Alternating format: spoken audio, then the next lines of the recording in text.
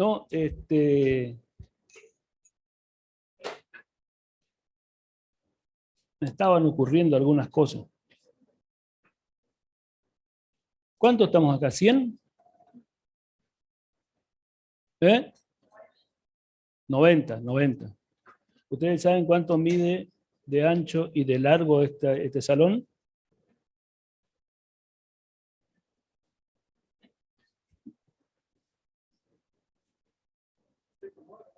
Y sí, unos 7 por 9. Son 63 metros cuadrados. Y estamos 90 personas, o sea que estamos casi en el regazo cada uno del otro. Es como que, digo porque si cerramos bien las puertas, no sé el cambio de aire que nos produce ese equipo, y tal vez nos intoxiquemos o quedamos con hipercapnia dentro de 1 hora y media. Y ahí justifico yo que algunos de ustedes empiezan a dormir, algunos ya entran dormidos, pero dentro de 30 minutos comienzan a bostezar y debe ser por eso capaz. Buenos días, los que están fuera de la cámara del otro lado, ¿me escuchan? ¿Ven el power? Bueno, el tema de hoy es diarrea. Diarreas agudas, porque lo de diarreas crónicas seguramente ya vieron, así que vamos a hablar de diarrea aguda. Una serie de conceptos.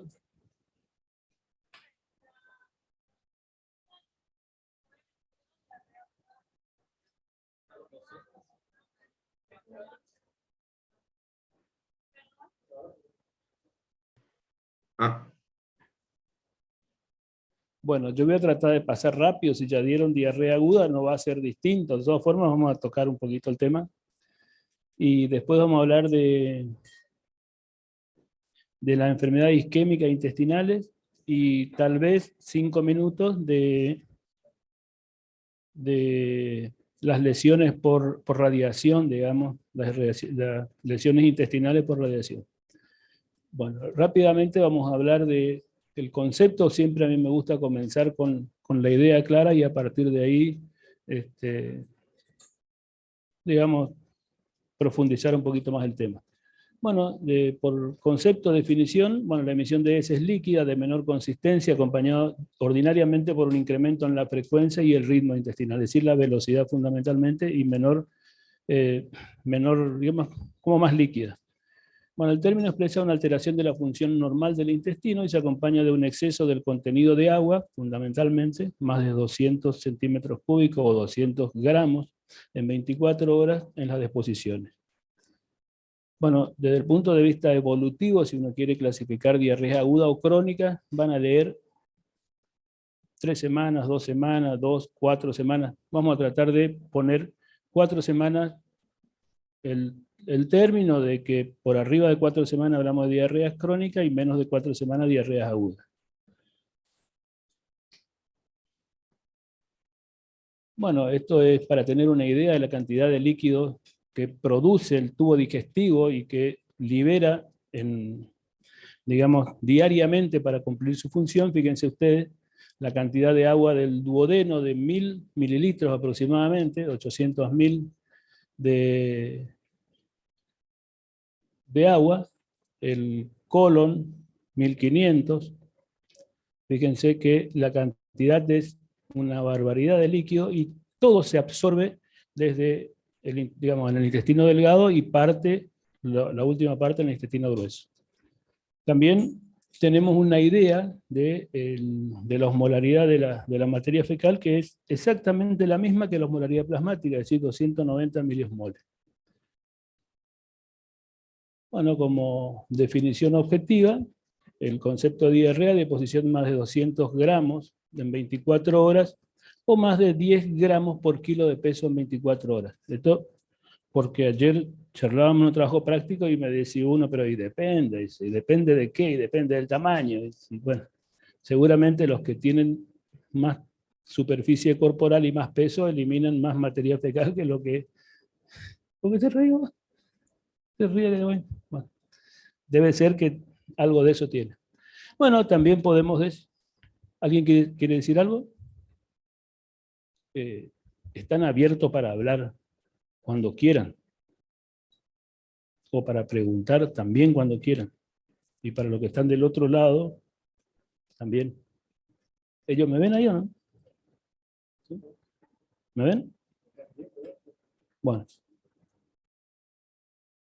Seguimos con los conceptos de posiciones de definición clínica, de posiciones de consistencia disminuida, aumento en la frecuencia, generalmente más de 3 deposiciones diarias, puede asociarse a evidencia de lesión estructural intestinal, sangre, pus, dolor abdominal, puede formar parte del...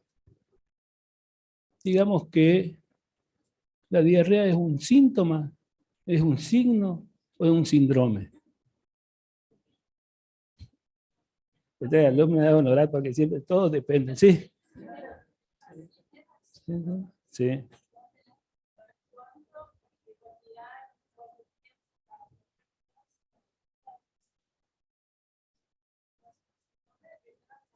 O sea, son las 3 cosas.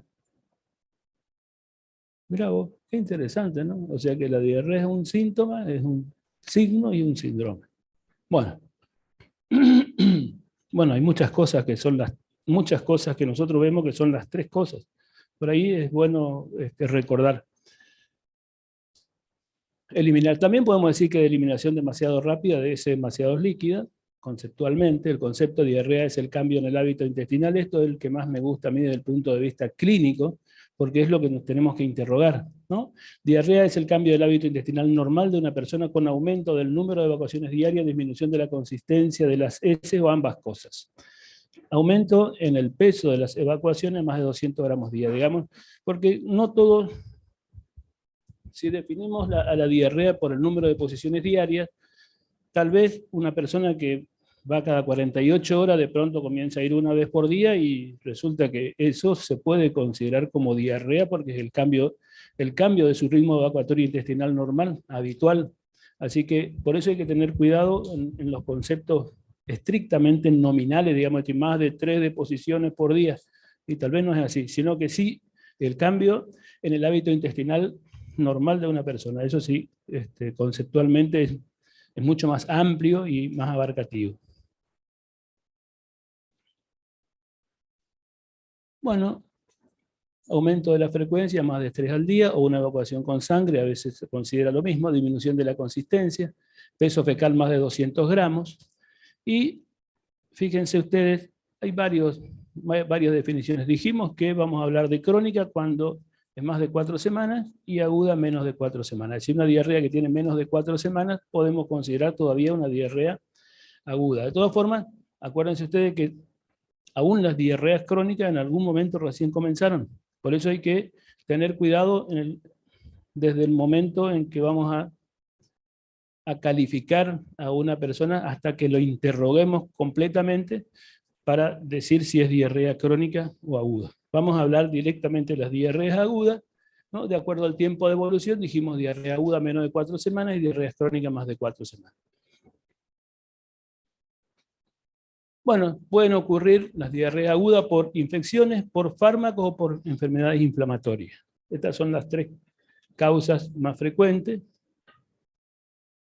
de diarreas agudas. También pueden ser, fíjense ustedes, diarreas infecciosas, bacterianas, virósicas, micóticas, el minto, por toxina. Bueno, la bacteriana ustedes conocen por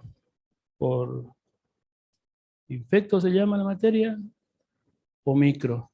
Por micro debe ser infecto en el cesto. Bueno, la bacteriana, Salmonella, Shigella, digamos, las diarreas que producen, que forman parte de los, con gérmenes que forman parte de la flora intestinal, algunas, otras no.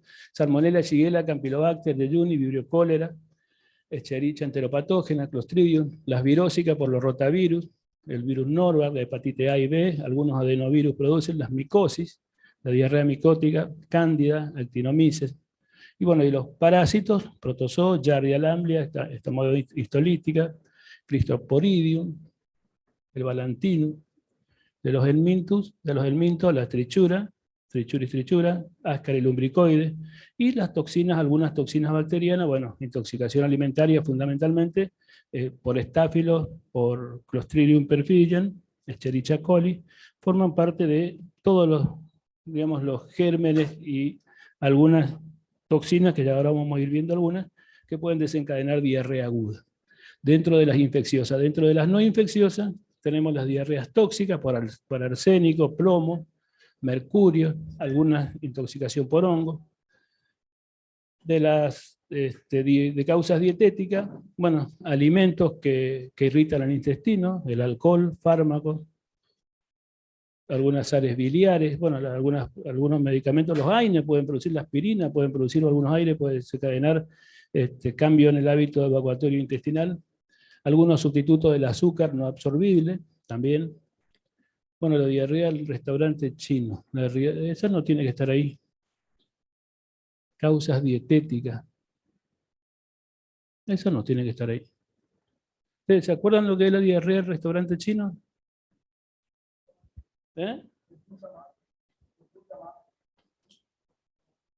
Ah, pero en realidad entonces no es la que yo conozco, porque tenía relación con los arroces fritos, hervidos y fritos. Bueno, otras causas. ¿Eh?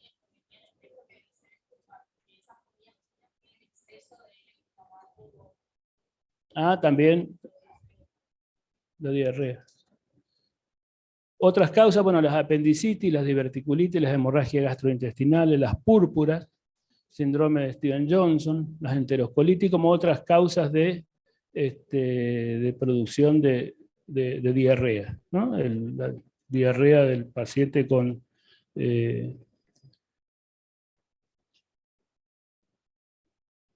SIDA.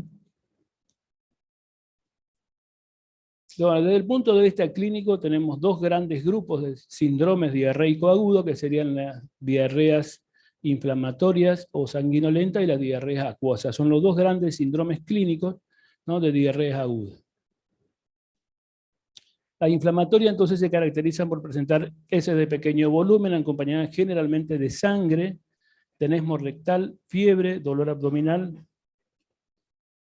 Suelen existir una invasión microbiana del colon, Shigella, Salmonella, Shigella, Campylobacter, Escherichia coli, enteropatógena, entamoeba histolítica. También puede no ser infecciosa, por ejemplo, en la enfermedad inflamatoria intestinal, en la isquemia intestinal y en algunos cuadros sépticos, y algunos fármacos pueden producir un evento y un síndrome diarreico de este tipo, pero son inflamatorias, a veces no tienen que ver con gérmenes, sino que tienen que ver con otras particularidades del epitelio intestinal. Se tratan de diarreas exudativas, con ulceración y destrucción de la mucosa intestinal, disminución de la capa absortiva y pérdida de agua, electrolitos, proteínas, moco, sangre y diversos elementos celulares. Fundamentalmente, esto es lo que nos tiene que quedar presente, digamos, de este tipo de diarrea aguda e inflamatoria. Bueno, algunas diarreas infecciosas, mecanismo de producción, mecanismo invasivo, diarrea inflamatoria, ¿no? Actúan fundamentalmente en el colon, esta es otra de las particularidades, síndrome disenteriforme, ese es el nombre clínico también, se denomina de ese tipo, de posiciones frecuentes y escasas, ese con moco, sangre roja, abundante, leucocitos en la materia fecal, fiebre, dolor abdominal cólico, tenesmo rectal, y si tenemos un laboratorio, un hemograma, habitualmente tienen leucocitosis. Bueno, los gérmenes más frecuentes son la Shigella, Salmonella, Escherichia enteropatógena, Vibrio, Campylobacter y la entamoeba histolítica, como causas de diarrea inflamatoria infecciosa. Bueno, el síndrome disentérico, que es lo que estamos a ver, tiene evacuaciones numerosas, compuesta por moco y sangre, acompañada de fiebre, compromiso del estado general, dolor abdominal, hipocólico, pujo, tenesmos y sensación imperiosa de seguir evacuando. Bueno, mecanismo de destrucción inflamatoria y citotóxica de la mucosa colónica, y bueno, fundamento esto de la presentación clínica, digamos, fundamentalmente de el pujo, tenesmo, la fiebre y la diarrea con sangre, moco o pus.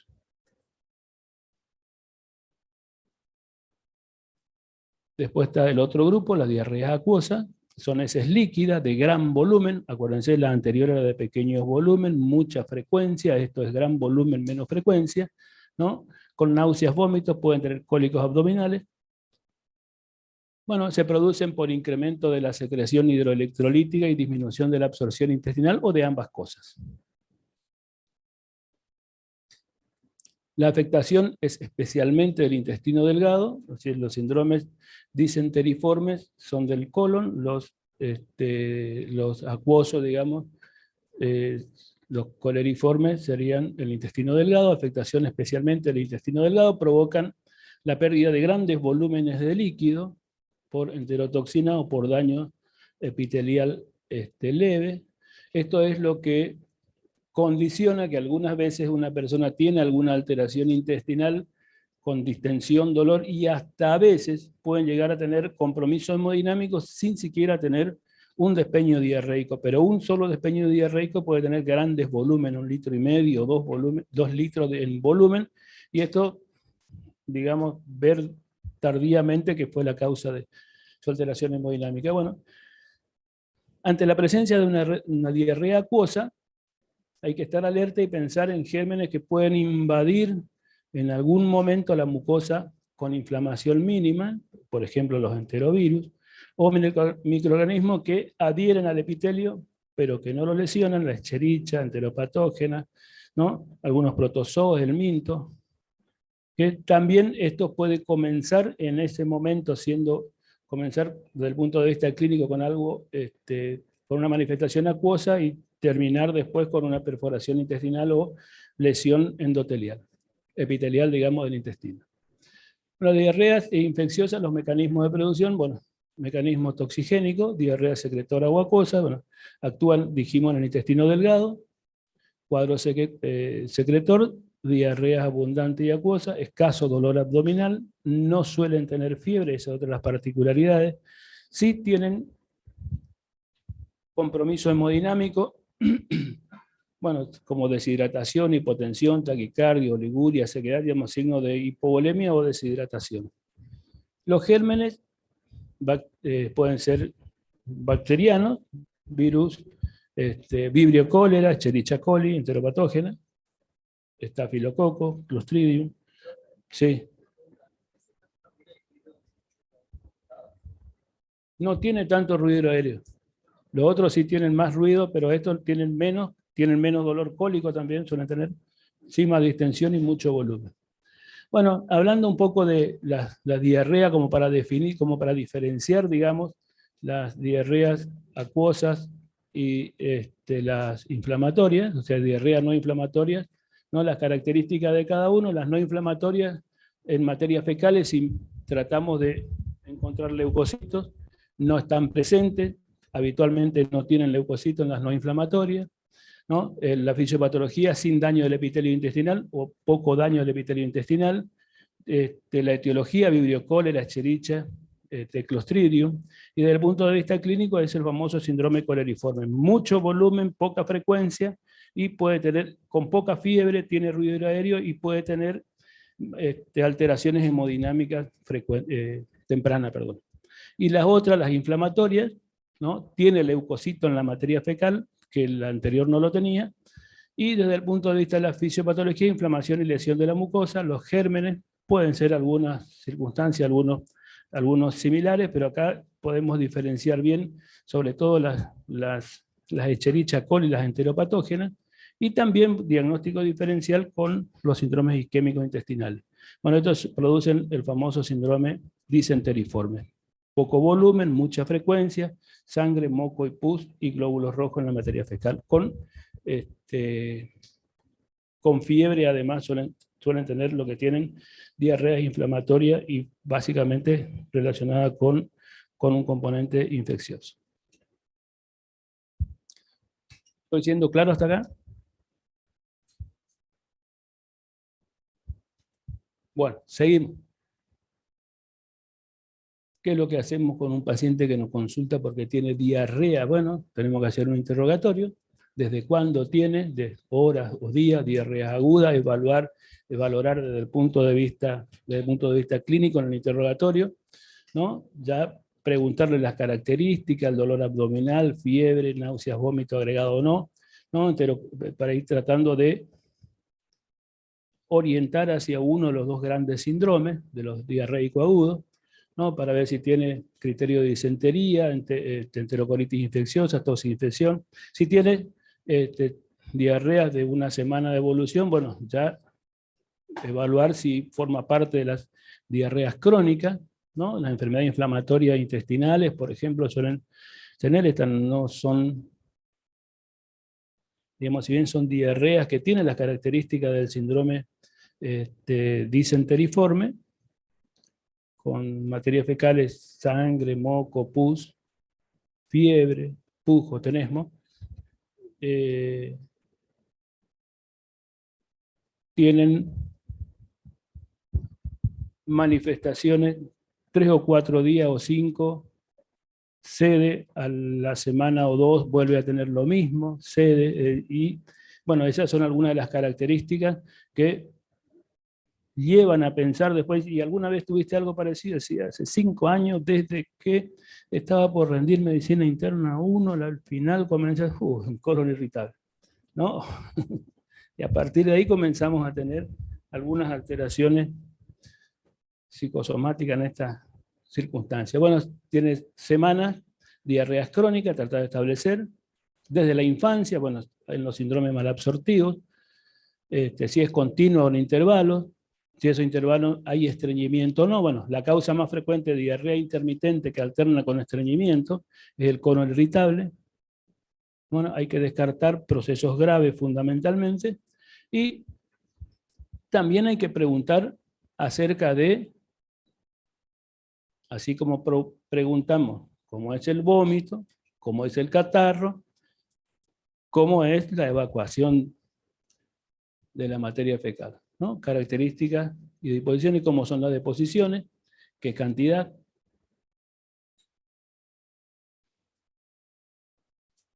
No sé, porque yo no miro. ¿Qué hacemos ahí? ¿Qué cantidad? ¿Son líquidas o pastosas? ¿Tienen algún olor especial? ¿Se acompaña de dolor? ¿Tiene moco, sangre o pus? Digamos, hay que interrogar y tratar de establecer cuando interrogamos a una persona, y sobre todo cuando interrogamos acerca de determinados elementos que tengan relación con algo íntimo, ganarnos antes de eso la confianza. Porque si no nos ganamos la confianza, no nos van a decir, aunque lo sepan. Entonces, interrogar acerca de la materia fecal, bueno, las heces abundantes, líquidas, con dolor cólico, periumbilical, que no cede con la defecación, tiene ruido aéreo positivo, olor fétido y con alimentos sin digerir, proceden del intestino delgado o del colon proximal. Las heces de pequeño volumen, gelatinosas, con sangre, moco, raramente fétida, que son precedidas por tenesmo rectal y alivian el dolor, suelen proceder del colon izquierdo o el recto. Digamos que teniendo una idea, de acuerdo a las características que nos va refiriendo, de qué lugar puede estar más lesionado que otro. Bueno, los factores desencadenantes, interrogar acerca de ingesta, por ejemplo, pollo, mayonesa, huevos, crema, bueno, relacionado con el estafilococo.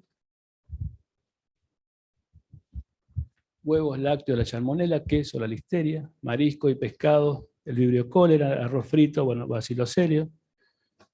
Conservas caseras, Clostridium perfidem, hamburguesas, queso, Escherichia coli, verduras crudas, Shigella, bueno, agua de manantial, Giardia o algunas bacterias. Bueno, ¿cuánto tiempo pasó desde la ingesta hasta que comenzaron los síntomas? Eso pueden darnos una idea acerca de qué es lo que está ocurriendo, además de la diarrea, cuál puede ser la causa. Bueno, menos de 6 horas, habitualmente está relacionado con las toxinfecciones alimentarias, ¿no? Infección estafilocócica o bacillus cereus, es decir, ya ya está ahí un elemento que se ingirió que ya estaba producido en el alimento. Bueno, de 6 a 14 horas, bueno, tiene relación muchas veces con el Clostridium, y más de 14 horas con algunos virus, Shigella, pero fundamentalmente los menores de 6 horas suelen tener relación con las toxinfecciones alimentarias. Desde el punto de vista de la epidemiología, entonces, buscar si hay otro miembro de la familia que tiene los mismos síntomas, bueno, y si comieron lo mismo, comieron todo lo mismo, bueno, han viajado recientemente a otro país, relacionado con la colitis amebiana, diarrea del viajero, bueno, el cólera, la esquistosomiasis, parásito del espurio tropical, la exposición a aguas de manantial, la ingesta previa de algún fármaco, algunos antiácidos con magnesio, la colchicina, la teofilina, las digoxinas, los furosemidas suelen dar diarrea como efecto adverso en algunas circunstancias. Y bueno, correlación con la dieta, la leche, hábitos sexuales, bueno, sida o proctitis, enfermedades crónicas previas, si tiene brotes de reagudización de enfermedad inflamatoria intestinal, si tiene diagnóstico de alguna enfermedad crónica intestinal o no, y si no lo tiene, tratar de establecer, porque en algún momento estos pacientes, a alguien se le cae la ficha de que tiene cada 2 meses, tiene 5 o 6 días de diarrea, y bueno, y comenzar a interrogar para establecer el diagnóstico de enfermedades inflamatorias, la diverticulitis, bueno, si tiene algún signo de malabsorción, evaluar de acuerdo al grupo etario si tiene riesgo de tener una isquemia intestinal, ¿no? Sobre todo, bueno, isquemia vascular, sobre todo en personas ancianas, con otros signos de enfermedad aterosclerótica, es decir, cardiopatía isquémica, insuficiencia cardíaca. Ustedes conocen cuáles son las enfermedades que pueden desencadenar isquemia intestinal. Bueno, el paciente diabético, acuérdense ustedes que la neuropatía diabética suelen dar diarrea fundamentalmente, y el alcoholismo y la inmunosupresión. Digamos, estos son todos los elementos a interrogar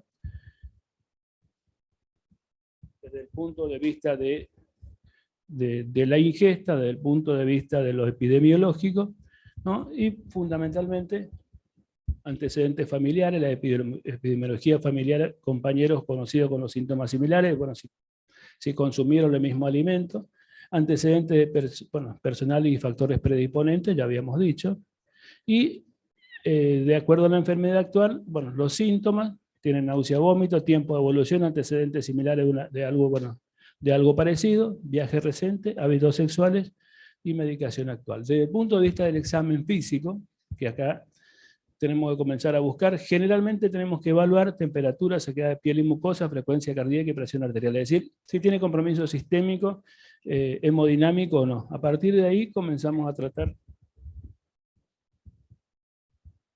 a manejar un paciente con diarrea sin compromiso sistémico, es decir, tratamos de ver si tiene una emergencia o no tiene una emergencia. No tiene una emergencia, hacemos todo tranquilo, sin ningún problema, con un tratamiento sin mucha reanimación previa. Bueno, en los niños hay que hacer un examen otorrinolaringológico, bueno, a veces las otitis o la faringitis suelen desencadenar diarrea como primera manifestación a veces en los niños. Buscar en el abdomen palpación y ocultación abdominal, valorar el tacto rectal, bueno, diarreas graves en los pacientes con VIH o diarreas asociadas con síntomas anales, hay que buscar un tacto rectal para tratar de diferenciar alguna causa de diarrea. Bueno, desde el punto de vista de las exploraciones de los exámenes complementarios, bueno, inicialmente, ¿qué debemos hacer? Si no hay signos ni síntomas de diarrea aguda grave, es decir, con compromiso hemodinámico, con fiebre, signos de shock o de compromiso sistémico infeccioso, ¿no? Si no hay signos de diarrea aguda grave, no suelen precisarse pruebas complementarias. Si se sospecha diarrea aguda grave, bueno, en esos casos ya tenemos que empezar a buscar estudios complementarios, ¿no? Posteriormente, si no mejora, después del tercer día tiene que comenzar a mejorar. o antes del tercer día tiene que comenzar a mejorar el paciente con diarrea, ¿no? Buscar a partir de ahí coprocultivo, hemocultivo si requiere, y leucocitos en materia fecal, en las heces. Desde el punto de vista de lo terapéutico, las normas generales, reposición de líquido, bueno, rehidratación oral, salvo si hay deshidratación grave o vómitos importantes, se evalúa y se valora la hidratación por vía endovenosa. Es decir, siempre hidratar por vía oral, salvo que tenga vómitos o algún compromiso de la función intestinal, ilio o no tenga buen tránsito. Valorar la rehidratación endovenosa. Líquidos orales con glucosa, electrolito y solución hiposmolar. Bueno, y después las sales de rehidratación que ustedes deben conocer, vienen en todos lados. Hay una que tiene de la OMS 90 miliquivalentes de sodio, 20 miliquivalentes de potasio. Bueno, eso es un sobrecito en un litro de agua y se le da a que consuma. Hay otros preparados, digamos, para rehidratar a los pacientes. Y fundamentalmente, hidratarlo cuando ya, que puede ser por vía oral o por vía endovenosa, de acuerdo al compromiso sistémico que tenga, y monitorearlo. Bueno, solución para la rehidratación oral, bueno, ya preparado, el suero oral, vómitos. Si tiene vómitos, dar pequeñas cantidades de líquido de forma repetida, es decir, no aumentar la cantidad, sino darle en cucharita, como suelen dar los viejos, ¿no? Poca cantidad seguida. Bueno, si persisten, en algunas circunstancias se pueden dar antieméticos. Bueno, hay que evitar los líquidos que contengan lactosa, salvo el yogur, y buscar alimento con lactosa o con sustancias hiperosmolares. El tratamiento del dolor abdominal suele mejorar con el ayuno en las primeras horas, es decir, las primeras 10 o 12 horas, ayuno e hidratación. Evitar espasmolíticos, reposo y calor local. Si precisa analgésico, bueno, o algún antitérmico, utilizar paracetamol. Es decir, fundamentalmente, ¿qué es lo que hacemos? Reposo intestinal, hidratación adecuada, que puede ser, generalmente debe ser por vía endovenosa. Si tiene fiebre o algún dolor, utilizar paracetamol, y monitoreo las primeras 24 o 48 horas. Bueno, hasta ahora no le dimos fármaco antidiarreico a un paciente que tiene diarrea. Hasta ya le habíamos indicado el antiemético y todavía no le indicamos el antidiarreico. Bueno, en general, no emplear fármaco antimotilidad o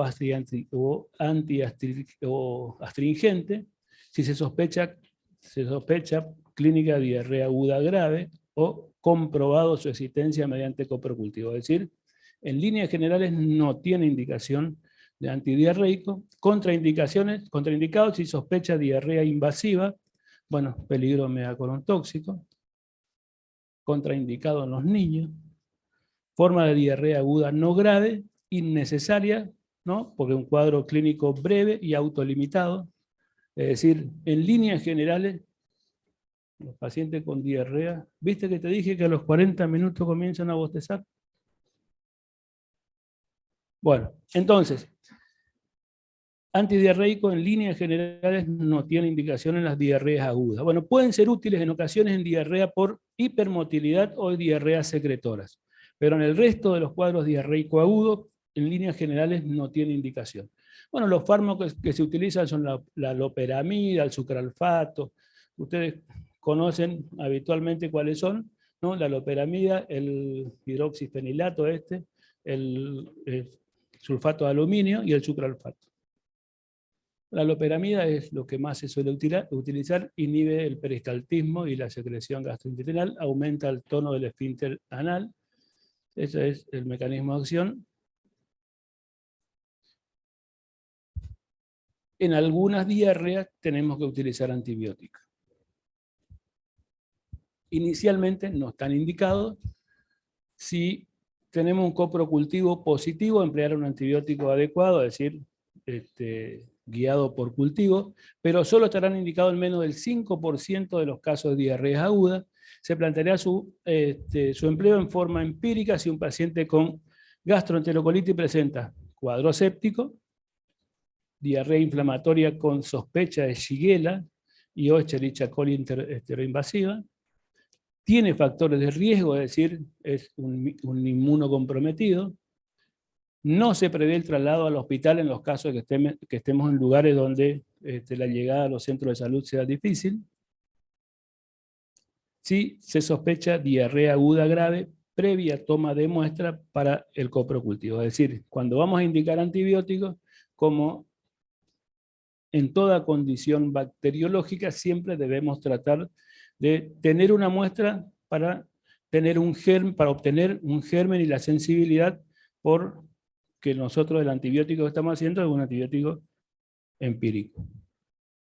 Es decir, ¿cuándo indicaríamos antibiótico en un paciente? Bueno, cuando tiene un cuadro séptico, en las diarreas con sospecha de Shigella o Salmonella, de Shigella, y Escherichia coli, cuando tiene factores de riesgo, es decir, un inmunocomprometido fundamentalmente, no se provee traslado al hospital y siempre que vamos a iniciar un esquema antibiótico, tomar una muestra. Esto sirve para cualquier esquema antibiótico que ustedes van a iniciar por el primer esquema. Siempre tratar, aún en los cuadros que tengan, independientemente del foco infeccioso, que ustedes vayan a indicar un antibiótico porque tiene compromiso sistémico, tienen que tomar una muestra de antibiótico, una muestra de material para cultivo. Hemocultivo, catarro, en este caso, materia fecal. Bueno, los antibióticos más indicados son, bueno, las infecciones indicados en infecciones por Shigella, Giardia, Ameba, Vibrio cólera, Yersinia, Escherichia coli, Salmonella en pacientes de riesgo, más de 50 años, que tengan colagenosis, diabetes, inmunodeprimido. En la diarrea del viajero es otra de las indicaciones para cortar el cuadro.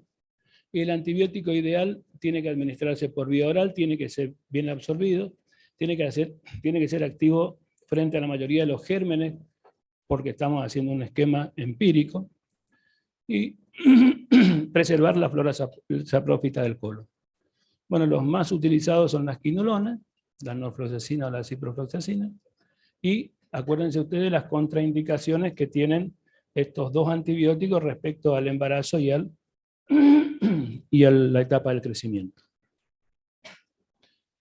Bueno, las alternativas son amoxicilina clavulánico, esto prácticamente tiene pocas contraindicaciones, y el cotrimoxazol.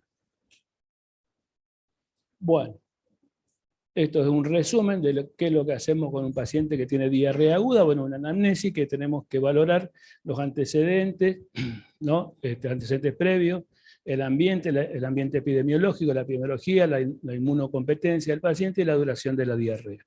Bueno, en el examen físico buscar compromiso sistémico en líneas generales y el tipo de diarrea que nosotros estamos viendo, ¿no? Número de posición y volumen de esta, aspecto de las heces, bueno, presencia de sangre o no, y componentes sistémicos si tiene. El examen es complementario, debe solicitar cuando existe, cuando el paciente tenga determinado compromiso, ¿no? Afectación clínica severa, inmunosupresión, diarrea de más de 3 días de duración, esa es una de las indicaciones de coprocultivo fundamentalmente, cuando dura más de 3 días, y cuando tiene brotes epidémicos. Bueno, el tratamiento, la mayoría de las diarreas agudas son autolimitadas y no requieren tratamiento específico para tal, ¿no? Solo con la buena hidratación, el reposo gastrointestinal, y en algunas circunstancias utilizar, después del tercer día, si persiste con síntomas, comenzar con antibióticos y después las indicaciones de los antieméticos y de los antidiarreicos. Bueno, la mayoría de las diarreas infecciosas del adulto inmunocompetente son autolimitadas, evolucionan favorablemente solo con tratamiento sintomático. La hospitalización y la terapéutica parenteral se reserva para los casos de deshidratación severa o intolerancia oral.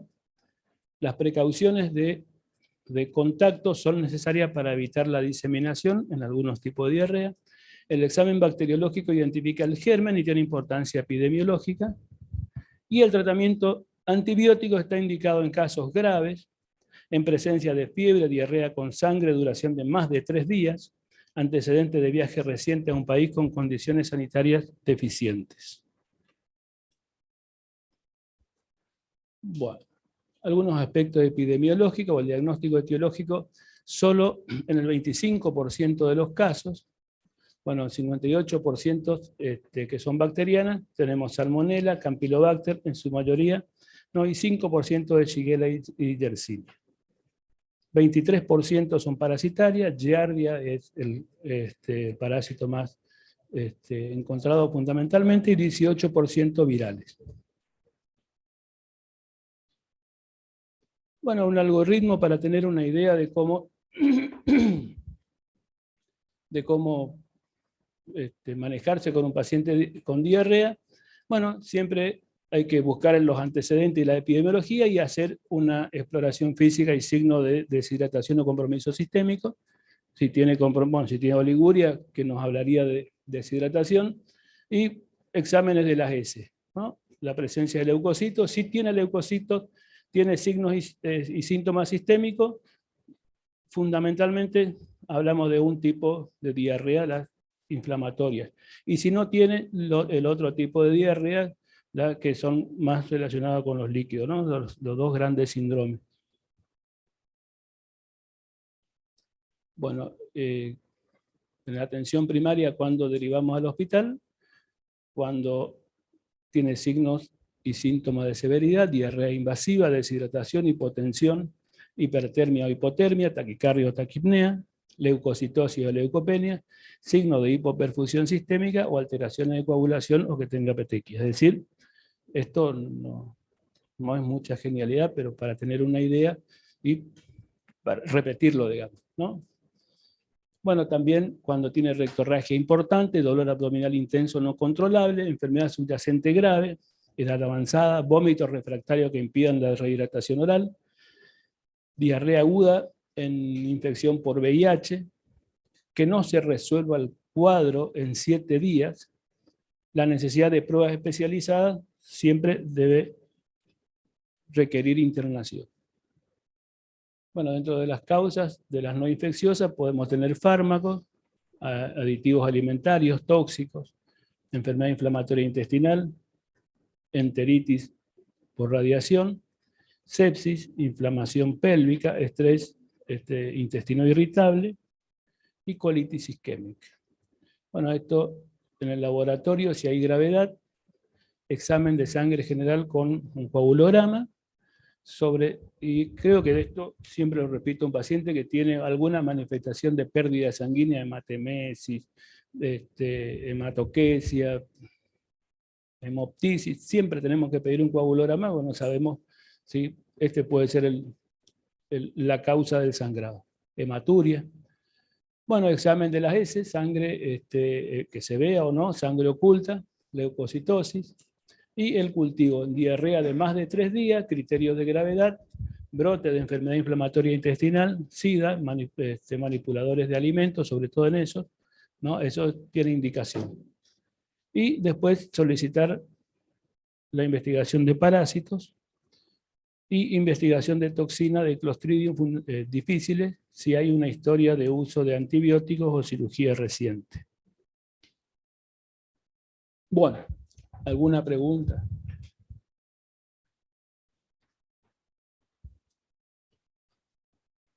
Que iba a preguntar si estaba durmiendo. Bueno, seguimos entonces. Colitis isquémica. Es una afectación colónica producida por insuficiente aporte sanguíneo para la necesidad de la mucosa del colon como consecuencia de obstrucción, de oclusión, vasoespasmo y o hipoperfusión de la vasculatura mesentérica, ¿no? Desencadena isquemia intestinal.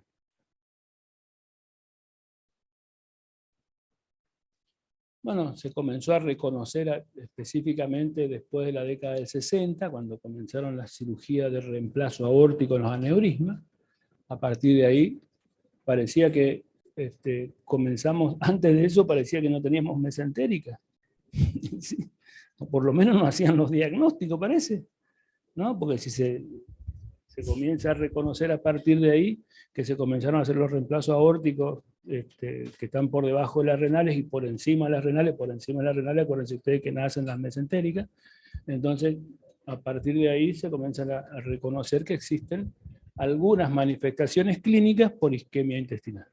Bueno, desde el punto de vista epidemiológico, la colitis isquémica es la causa más frecuente de isquemia en el intestino. 1 de cada 2.000 ingresos hospitalarios, bueno, se presenta principalmente en, esta es la particularidad porque a veces se nos pasa de alto el diagnóstico diferencial, digamos, o como diagnóstico de un paciente, ¿no? En personas más de 60 años, estado de hipercoagulabilidad, tras intervenciones quirúrgicas de la aorta abdominal, historia de cardiopatía isquémica, es decir, fundamentalmente cualquier cardiopatía, y más aún cardiopatía que tenga relación con la enfermedad aterosclerótica, es decir, cardiopatía isquémica, insuficiencia cardíaca, enfermedad del tejido conectivo y diabetes. Estas son las personas que tienen más riesgo de tener una colitis isquémica. Bueno, la hipoperfusión colónica produce alteración a la circulación local, ¿no? Que puede ser en algunas circunstancias idiopática o puede tener una oclusión vascular mayor, bueno, por aterosclerosis, por trombosis, embolia, algunas veces la iatrogenia o el trauma. Puede tener enfermedad de los pequeños vasos, como por ejemplo en las personas diabéticas, las radiaciones, la amiloidosis y la vasculitis sistémica. O puede tener alteración de la circulación sistémica. Decíamos que la isquemia puede venir por alteración de la circulación local o alteración de la circulación sistémica. Con alteración de la circulación sistémica, los pacientes que tienen inestabilidad hemodinámica o fallo miocárdico, shock, insuficiencia cardíaca, arritmias, anemia, obstrucción, bueno, la obstrucción colónica con gran distensión, las alteraciones hematológicas, abuso de cocaína. Bueno, los deportistas que hacen que corren larga distancia, más de 30 kilómetros, las carreras de más de 30 kilómetros las personas que hacen ese tipo de actividad deportiva suelen tener algunas manifestaciones de isquemia intestinal. Bueno, algunos fármacos pueden producirlo, digital, diurético, algunas catecolaminas. Bueno, podemos dividir la colitis isquémica en gangrenosa o no gangrenosa, ¿no? Las no gangrenosas son las más frecuentes, del 80 al 85% de los casos, ¿no? Y pueden tener algunos trastornos, dice ahí, trastornos, ¿qué dice ahí arriba? Transitorios o crónicos. Bueno, pueden ser reversibles o irreversibles, ¿sí? Y la gangrenosa puede ser oclusiva o no oclusiva. Bueno, desde el punto de vista de la anatomía patológica, bueno, tienen hemorragia submucosa y edema, cambios inflamatorios inespecíficos.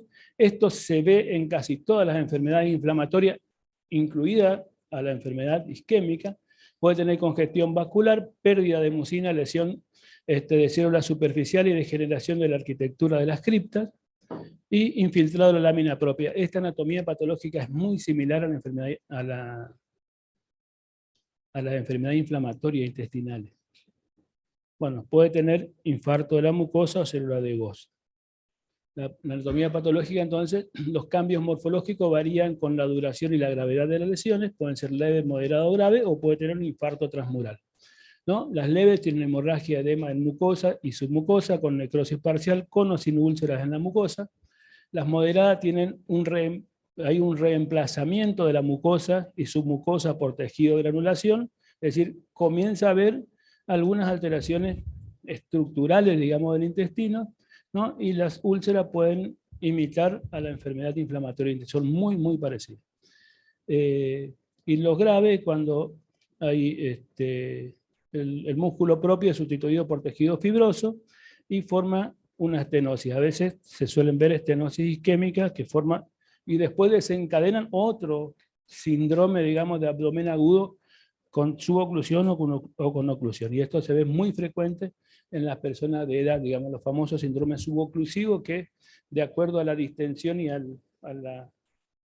digamos, al tamaño del intestino, se ocluyen, tienen un hilio que se resuelve con el tratamiento médico, la persona sigue evolucionando más o menos bien, se le da el alta y vuelve un tiempo más adelante con algo parecido. Bueno, hay que sospechar que tenga este tipo de lesiones isquémicas crónicas con estenosis por cambios en la estructura de la pared intestinal.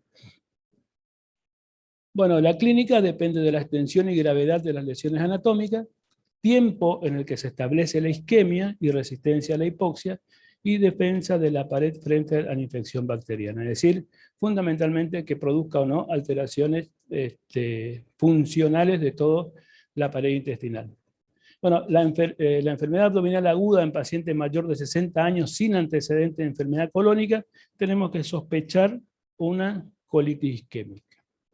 El método de diagnóstico se establece mediante, bueno, la sospecha clínica, siempre tiene que existir la sospecha clínica, ya vimos los factores de riesgo, ¿no? La exploración física, los datos de laboratorio, acidosis metabólica cuando hay isquemia severa, ¿no? Puede elevar el CPK, LDH, fosfatas alcalinas, la radiografía simple de abdomen con aumento digamos, fundamentalmente aumenta la cantidad de aire y la distensión abdominal.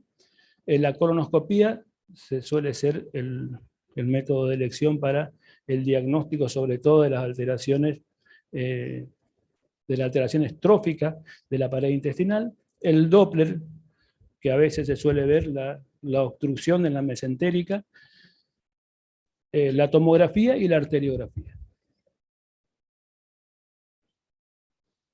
La gangrena de colon, obviamente, colitis necrotizante, es la forma más grave e infrecuente. Se debe a la obstrucción brusca de una arteria de grueso calibre, bueno, por lo menos de segundo orden. Es propia de ancianos con aterosclerosis avanzada, mala situación cardiocirculatoria. Bueno, con aterosis avanzada, ¿o qué otra cosa más? Bueno, fibrilación auricular, dilatación, insuficiencia cardíaca, sobre todo los pacientes con FA. Eso hay que tener presente. No es infrecuente ver infarto intestino mesentérico o colitis necrotizante. Bueno, infarto isquémico del colon rápidamente es sobreinfectado y aparece la gangrena con todas las manifestaciones clínicas de una infección intraabdominal. Desde el punto de vista sintomatológico, la gangrena del colon, dolor en el área afectada, generalmente en la fosa ilíaca izquierda y en la región periumbilical izquierda, de instauración brusca, seguida en pocas horas de ilio paralítico y peritonitis. Bueno, puede haber en una circunstancia rectorragia y los elementos de shock. ¿Shock de qué tipo? Shock séptico, fundamentalmente. La muerte es inevitable si no se opera al enfermo con resección de la zona necrosada. Esto tiene que ser dentro de las primeras 24 horas. Digamos, ni bien se sospecha el diagnóstico, se hace el diagnóstico, tiene indicación quirúrgica. Son personas que no nos dan tiempo, digamos, ¿no? El diagnóstico, el laboratorio tiene una acidosis metabólica que son de muy difícil control, la LDH y la CPK elevada, fosfatas alcalinas, la radiografía simple de abdomen, dilatación de asa, aire libre e intraabdominal, aire en la pared del colon, bueno, y si tuvo alguna perforación, los signos radiológicos de la perforación. Bueno, habitualmente en la radiografía la simple de abdomen, en alguna circunstancia con contraste, no, desde el punto de vista clínico no tiene mucha utilidad, digamos, ¿no? Bueno, sospechar en esta circunstancia con la dilatación y el cuadro clínico con compromiso, una isquemia o un infarto mesentérico o colitis isquémica. Bueno, después tenemos la colitis isquémica no gangrenosa, que es la forma más frecuente. Es un factor importante, es la distensión intestinal. En los síndromes de oclusión intestinal baja el riesgo de perforación isquémica. del ciego aumenta conforme lo hace el diámetro de la luz, es decir, cuanto más luz intestinal exista, más posibilidad de isquemia intestinal en la pared tengamos, o sea, existe, digamos, ¿no? Y máximo riesgo cuando el diámetro del ciego supera los 12 centímetros. Exactamente igual a qué otra entidad clínica es al colon, al megacolon tóxico. Bueno, desde el punto de vista de la sintomatología, dolor súbito hipogástrico en fosa ilíaca, cólico, abdomen blando, depresible, se puede deprimir, o contractura en algunas circunstancias si hay irritación o signos de compromiso de todo el espesor de la pared. El tracto rectal puede mostrar heces sanguinolentas, puede tener rectorragia y hematoquesia. Y bueno, en fase tardía puede producirse síndrome de suboclusión intestinal por estenosis cicatrizal del colon, que ya habíamos charlado recién.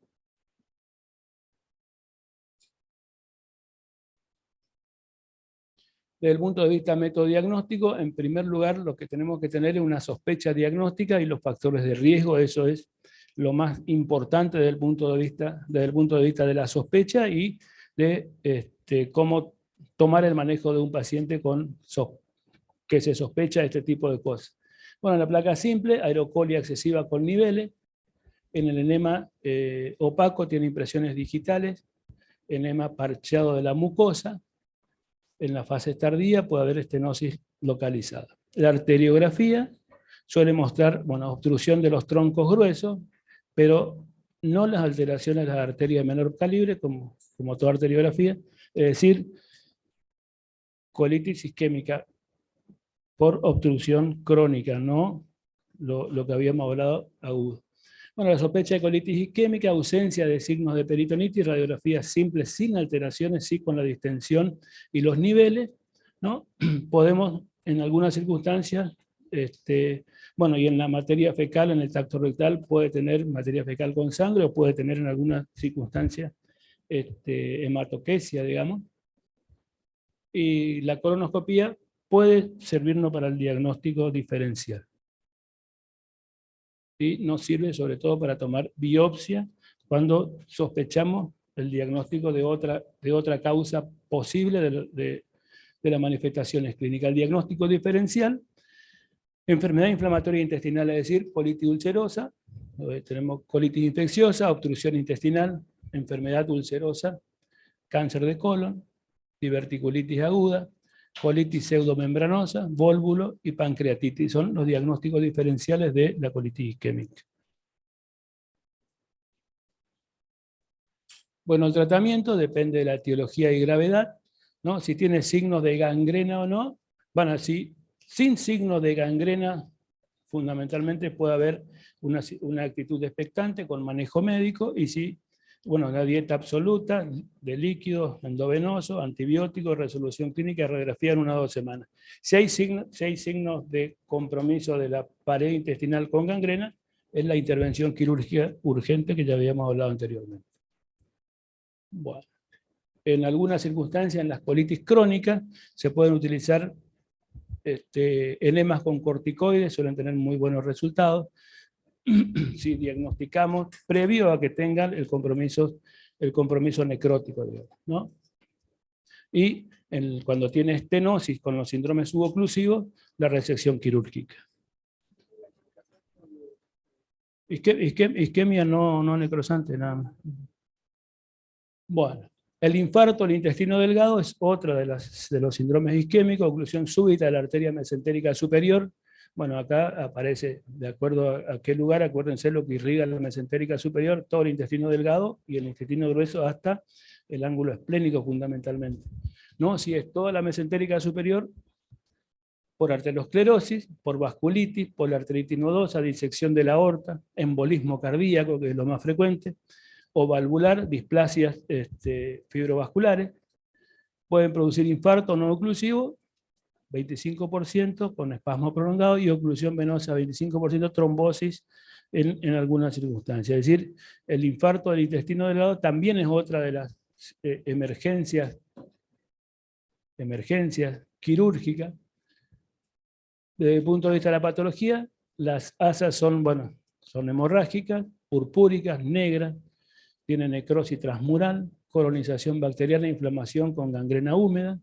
Y desde el punto de vista clínico, por supuesto, incidencia en personas con más riesgo con arteriosclerosis, insuficiencia cardíaca, cardiopatía isquémica, ¿no? El dolor abdominal de 15 o 30 minutos después de la ingesta es súbito, de aparición súbita, es intenso, tiene fiebre, vómitos, distensión abdominal, diarrea sanguinolenta, a veces en algunas circunstancias, signo de shock, peritonitis, y si no se interviene quirúrgicamente, si no se diagnostica o no se sospecha el diagnóstico y se diagnostica rápidamente, la muerte en 24 horas, como 24 o 48 horas de acuerdo a la reanimación.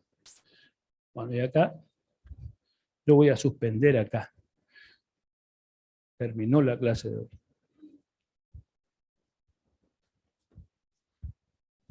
Ahora bajo, me voy abajo y pongo esto con las anteriores en la plataforma. Voy a utilizar esta media hora en eso. Así que los que están del otro lado, hasta mañana.